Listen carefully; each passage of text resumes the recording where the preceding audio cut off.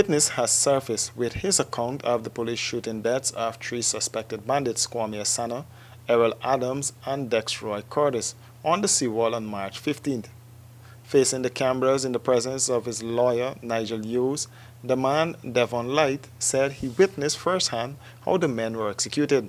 Light said at the time of the shooting, he and two other workers were on the roof of the Ghana Softball Association building on Carifesta Avenue doing repairs when he heard what he described as a banging sound coming from the seawall.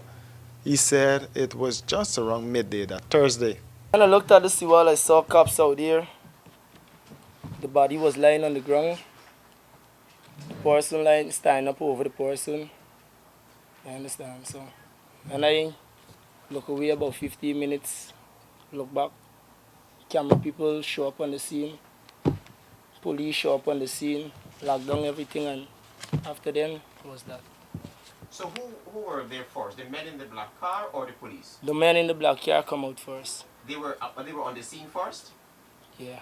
And the shots were coming from their car? Did they No. fire the police? The silver car is the police car. Right. The black car is what's not. And the car from behind start opening fire. I don't know if it's at the car or up in the air or what may be the case. So did you see any exchange of gunfire? Did you see No. the men in the black car shoot at the police? No. Light said that there was no shootout between the police and the men.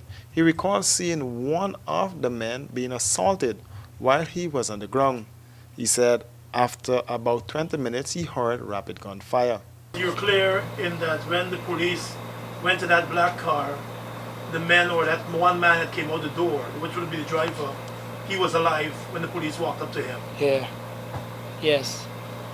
Attorney at Law Nigel Hughes, who is representing Dexroy Curtis' interest in the matter, said his family is concerned over what appears to be the unjustifiable killings of three citizens of the Republic. Who takes $9.2 million out of the bank and then goes for peace on the seawall in the middle of the day? Seriously? Yeah, the police said it was a customer. He probably was with a customer, but even the best of customers don't tend to use that location at 2, at 3 in the afternoon or midday or whenever it was. What's your belief, Mr. Hughes? Your belief? My belief is irrelevant here. It's what the facts suggest. You think? What are the facts suggesting? Well, the facts as related by Mr. Light seem to suggest that this was an execution. That's what it seems to suggest. His vantage point was second to none. He was up on the roof of the Ghana Softball. I'm sure you can go visit the location and you see the line of sight. One car was being followed by the other.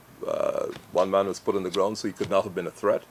And at the time the gunfire erupted, the one man was clearly on the ground. He didn't know where the other two were, but he ended up with 3 dead men. What I can say is last night I spoke to the relatives of the gentleman who's from Buxton, and he had 10 bullets in his body. One had 6. So I'm not sure where the gunfight took place. Hughes said Light is very concerned about his safety. Well, we have secured statements, and we continue to secure statements. We wouldn't disclose what else we have at this moment, but we are making sure on this occasion that we have enough evidence that in the event that there is a reluctance on the part of the state to take the appropriate action, that we will take it. I don't want to disclose what I have, but I will say this again. If you were following somebody and you had not presented a threat to anybody, I don't believe that is the basis for the police to take you out when there's no threat.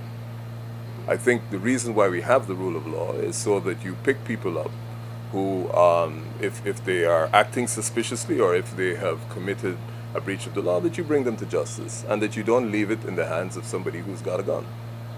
That's why we have the state. That's why we have the rule of law. So I understand the enthusiasm of the Ghana Police Force wanting to spend a lot of time on the reputations of these gentlemen, but that is not the issue here. The point is the state is not entitled to execute people at random, whatever their reputation may be. And this is not a battle of trying to defend the good or other name of any of the deceased. It is the circumstances in which they met their death. And if it appears as the way that it took place, the manner in which Mr. Light said it done, it's an execution. Acting Commissioner of Police David Ramnarine said the policemen acted in keeping with the law. He also noted that no police officer sets out to execute a citizen.